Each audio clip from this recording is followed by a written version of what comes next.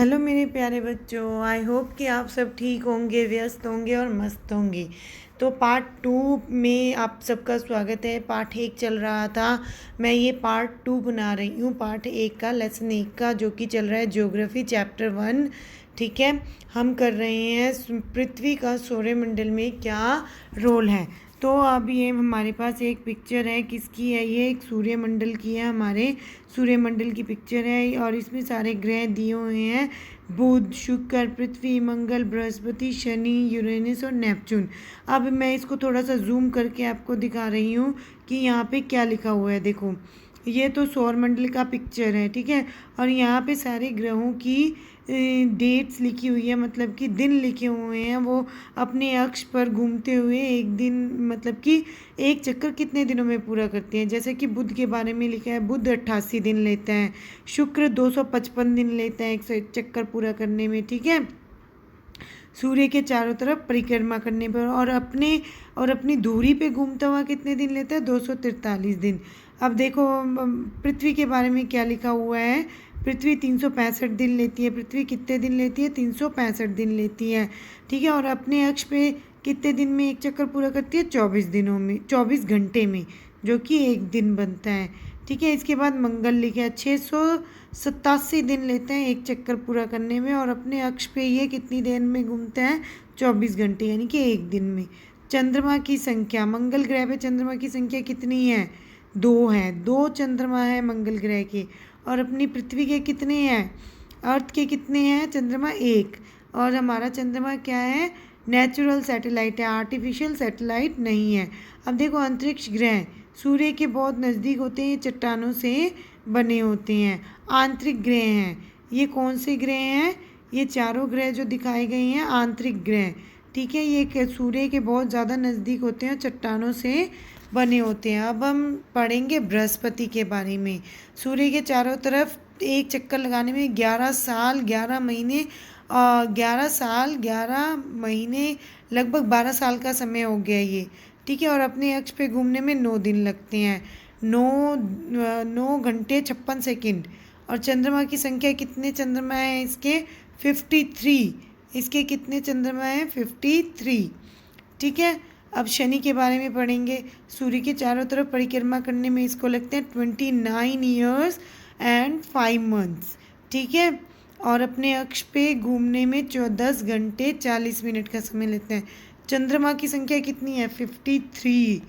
Oh my God, कितने चंद्रमा है? 53 चंद्रमा है। देखो बच्चों, कितने चंद्रमा है? 53। अब हम पढ़ते हैं आगे।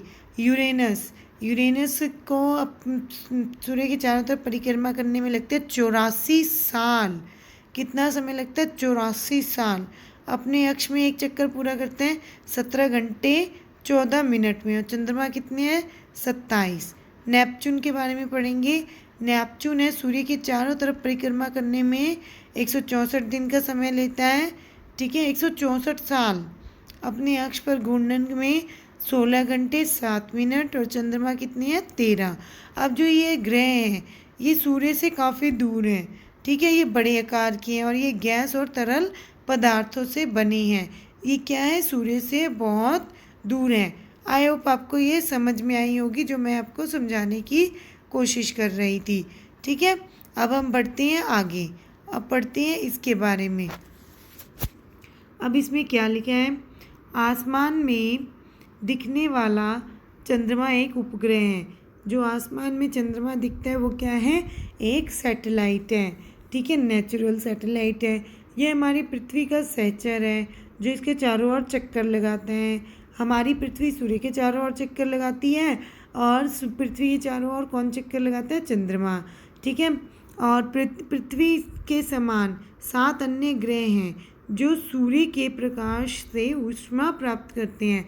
जैसे हमारी पृथ्वी सूर्य से ऊष्मा प्राप्त करती है, इसके समान अन्य 7 ग्रह और हैं जो सूर्य से क्या लेते हैं? ऊष्मा और प्रकाश लेते हैं, ठीक है। उनमें से कुछ के पास अपने चंद्रमा भी है, जैसा कि अभी हमने ऊपर पढ़ा। कुछ के पास, कुछ ग्रह ऐसे हैं जिनके पास अपना चंद्रमा भी है। अब इसमें क्या लिखा है, क्या आप जानते हैं? पौराणिक रोमन कहानियों में सोल सूर्य देवता को कहा जाता था और सौर शब्द का अर्थ है सूर्य से संबंधित। सौर शब्द का क्या अर्थ है? सूर्य से संबंधित। इसलिए सूर्य के परिवार को सौरमंडल कहा जाता है।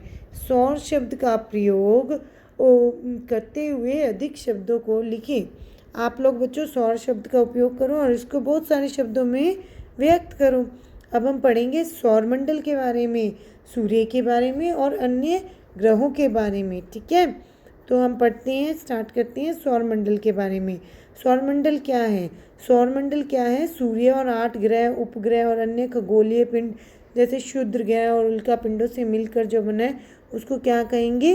सौरमंडल कहेंगे। उसे हम सौर परिवार का नाम देते हैं, जिसका मुखिया कौन है? जिसका मुखिया सूर्य है। अब हम सूर्य के बारे में पढ़ेंगे। सूर्य सौरमंडल के केंद्र में स्थित है। सूर्य सौरमंडल के केंद्र में स्थित है। ये बहुत बड़ा है और अत्यधिक गैसों से बना है। इसका खिंचाव बल इससे सौरमंडल को बांधे रखता है। जो इसमें गुरुत्वाकर्षण बल है उसको क्या करता है? सूर्य को सौरमंडल से बांधे रखता है। और सूर्य क्या है?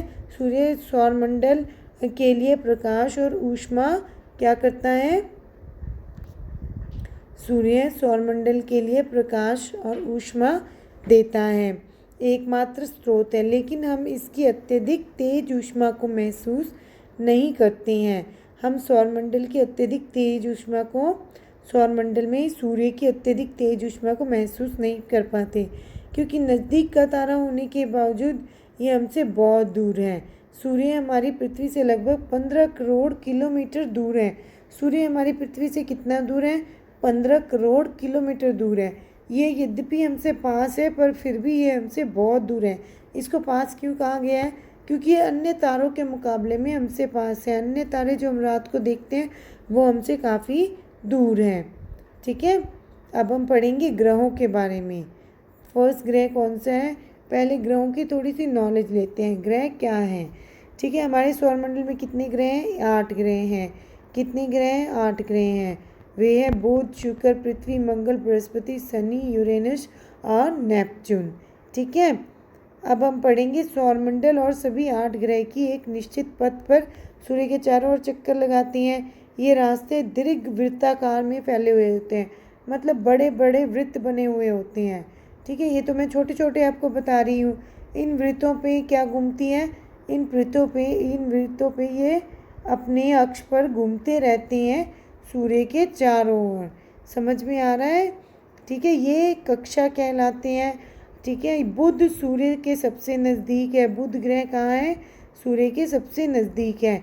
अपनी कक्षा में सूर्य के चारों ओर एक चक्कर लगाने में इसको कितने दिन लगते हैं? केवल 88 दिन लगते हैं।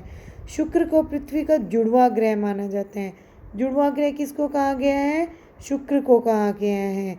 ठीक है, क्योंकि इसका आकार और आकृति लगभग पृथ्वी के समान ही है। अभी तक प्लूटो को भी एक ग्रह माना जाता था। प्लूटो को क्या माना जाता था? ग्रह माना जाता था। परंतु अंतर्राष्ट्रीय खगोलीय संगठन उनकी एक बैठक हुई। किसकी? अंतर्राष्ट्रीय जो साइंटिस्ट होते हैं इंटरनेशनल लेवल पे, उनकी एक बैठक हुई। कब हुई? 2006 में। और उसमें ये डिसीजन लिया गया कि कुछ खोजे गए जो अन्य खगोलीय पिंड होते हैं वो प्लूटो बोने ग्रह कहे जा सकते हैं। प्लूटो एक अन्य ग्रह कहा गया, उसको बोना ग्रह कहा गया है। क्यों कहा गया?